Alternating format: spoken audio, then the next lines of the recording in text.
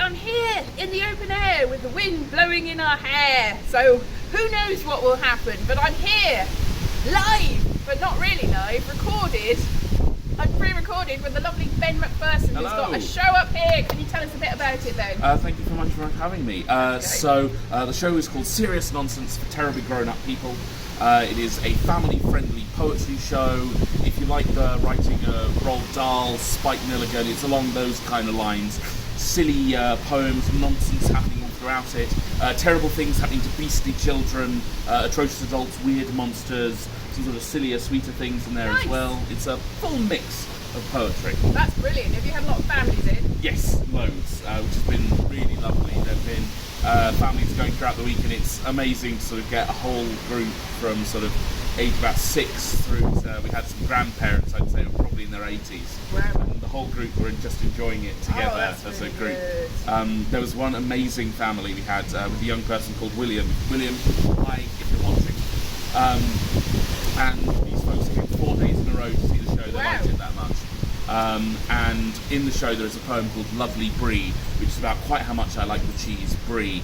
And we are of course PBH3 Fringe. We are, yeah. And one of the days for the bucket, instead of cash, they gave me 500 grams of brie. Just, here you go, here's a treat. And it was amazing. Nice. See, this is what you get when it's like, pay what you think it's worth. We think it's worth 500 grams of brie. Was it 500 grams or 500 kilograms? I wish it. 500 kilograms, I would have to have made a very different show based on the premise of handing out cheese. Yeah. But is this the first time that you're with PBH? No, so I've come to PBH since 2017. So 2017, 18, I brought up shows. 2019, I took a year off. The troubles of COVID. Probably shouldn't call them the troubles. No. The circumstances. That's circumstances. The circumstances. Yes, Then I was back last year in 2022 with a character comedy show. This is my first year working with the spoken word and sort of family side of PBH, which has been absolutely lovely. Yeah, you get a nice different a vista of experience with the different audiences as well. Have you found that the audiences have been different, like significantly different, the feeling of them? So having gone from comedy to spoken word, learning to not expect laughs was a bit of a learning curve. Yeah. I mean, people do still laugh, they're funny poems, but it's less sort of gag every sort of 30 seconds and more, here's a poem, there'll be 1 or 2 laughs in it, but it's more about listening to the whole experience than the individual gags. The hug, the big hug of the spoken word. Yeah, and you've got some books as well. Yes, absolutely. So my first book came out this year, also called Serious Nonsense for Terribly Grown-Up People. Available everywhere, available through my website, which is it's my first book. I'm so proud of it. It's been going really well, and I wanted to share the poems with a wider audience, so I came up to the Fringe. Well, I think that's very good to share your experiences and your thoughts and your ideas. Have you been writing poems for a while? So I started working with poetry properly, I would say, about 2016 or so. It just sort of slowly built up this collection. Then in 2020, as I had quite a lot of time on my hands, why? Who knows? I got really focused on writing, and I sort of wrote about 2/3 of this collection in 2020. There's probably about the first third of it was from before then. And just gathered it together and turned it into something I'm really, really proud of. But it's good that you've actually did something useful during the circumstances, because a lot of people meant to. I know I bought a whole book about how to learn the piano. I'm like, I'm going to be so good. I mean, I didn't expect it to last so long, but I didn't actually do anything. So it's good that you actually did something. Do you feel like you've achieved?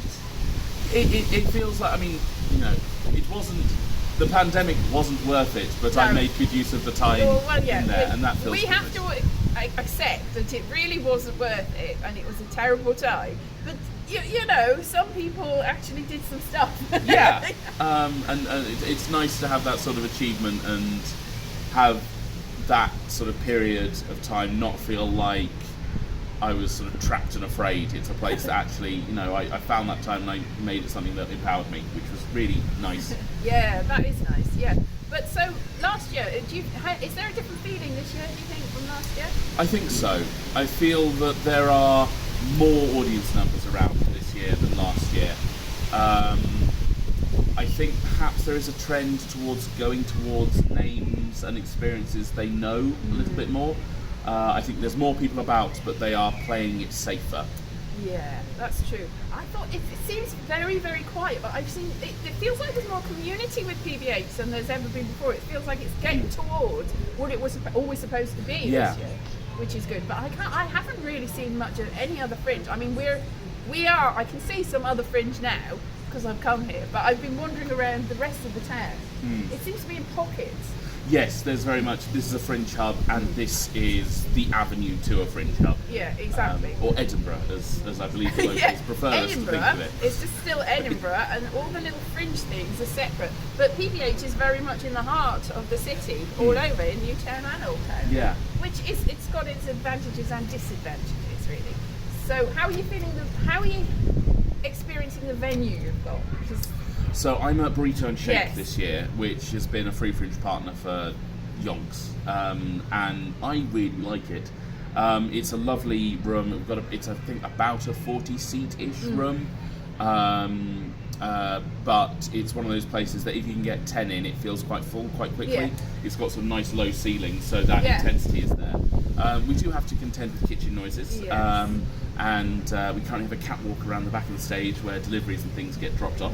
Oh, look at you, Absolutely. potatoes and onions. Here's the onion Wow. man. Oh yeah.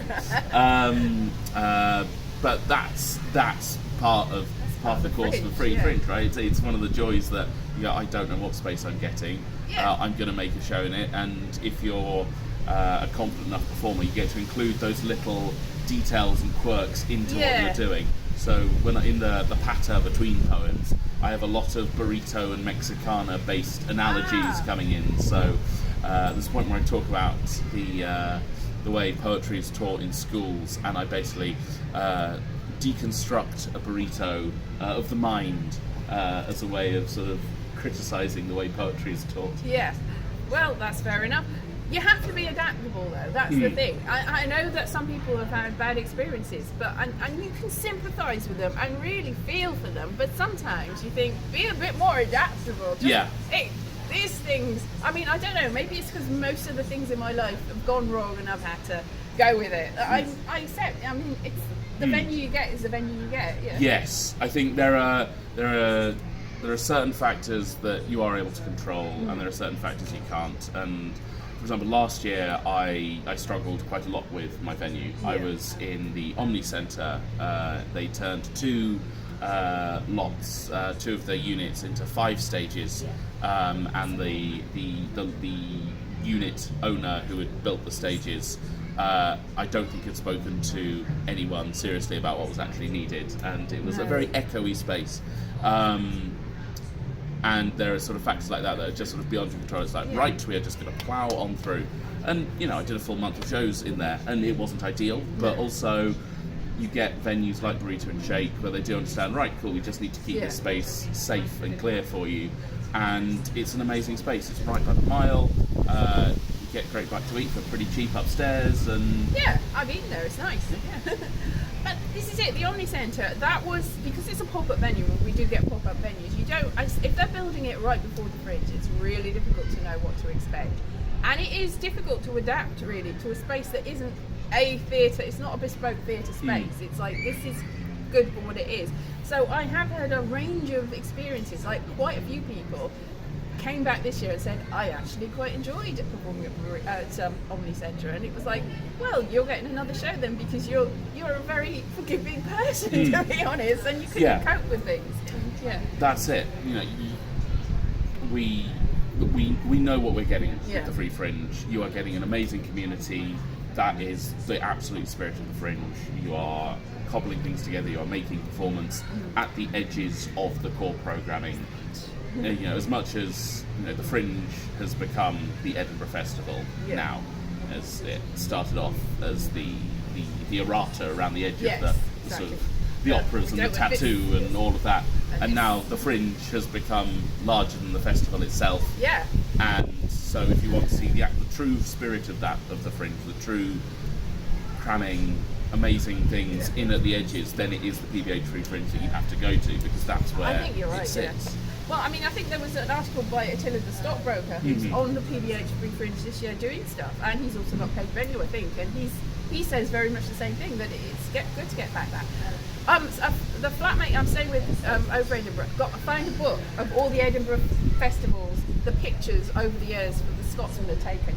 And there was one of Alexi Sale who said that it was like 1982 or 3, the first stand-ups were on the Fringe. They hadn't actually had stand-ups until then, Yeah. which is really shocking because it seems all stand-ups now. Absolutely, it becomes the springboard for people who want to get that kind of, right, we're going to have a run at the Fringe, then we're going to have 3 nights at the Soho Theatre, then we're going to try to get booked for a couple of panel shows and do Live at the Apollo and all of that.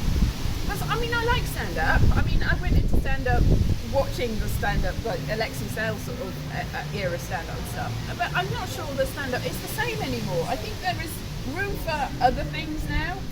I think, absolutely. I think that Fringe works best and creates the most wonderful things when there isn't the predicted route for things.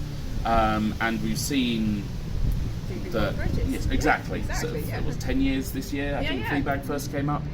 And that's created a route for the solo character show to now go on. And there's been stories since the very beginning of plays that had its debut up here and then its London run, and you sort of had that with sketch shows as well, like Beyond the Fringe is the icon of how the Fringe can build and create a person's career. But as these routes get sort of marked out, This is the way you have to do it. exactly, there becomes this expectation that you have to go through these particular routes, and actually it's an amazing forest if you get off the path. Yeah, exactly. Explore yourself, explore your thing. I mean, I was in the look, I've got an industry thing. I was in when I was getting this pass, I overheard somebody from a big agency, I don't know what they are, so I can't name drop, which is good, because they were talking about how they only wanted the big names, nothing else. So you're not going to get discovered if you're just doing comedy, really. Yeah. The people that are looking for the comedy are really only looking for people that they know are going to work. And I think you can't hold that against the punters, because it's a lot of money to come up here, and you don't want to see a show that's going to end up disappointing you. No, exactly. I think it's the average Fringe ticket price this year is £16, I've heard. I think something like that. And I can remember when I was up here 10 years ago, you were looking at sort of £11, £12, and cost of living, that's not too bad on the track of inflation in 10 years, but even so, whereas you could see sort of 3 shows for 30 quid, you're now seeing 2. So you've got to It is hard, make that money stretch a bit further. Well, also because you've got to factor in the cost of living, because the food, which is already Edinburgh prices, is really Edinburgh prices. I'm like, I think not. And so I've just been getting meal deals and stuff. If that's really pushing the boat out for that. So that's the good thing with the Free Fringe, though, because you can see lots of things with the Free Fringe and still, give money but you give money what you want. You give brie if you want. Brie is an acceptable form of Absolutely. For commerce. next year's Fringe, everyone just bring cheese and a nice little ice box to keep it in, like a little picnic cooler. And just go around giving out cheese to your favourite acts, please.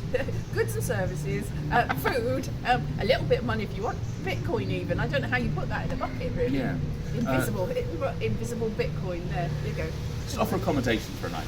Hey, come crash in our spare room for a night for your show. A whole new vista of opportunity. What a terrifying thought. All right then. Well, I know that you've got other places to go and things to do, people to see, because you're a busy man. I'm crazy busy. Crazy busy. Yes, so thank you so much for talking to me. Thank you. And I hope the wind in our hair and in our voices isn't too bad, and that you can hear us.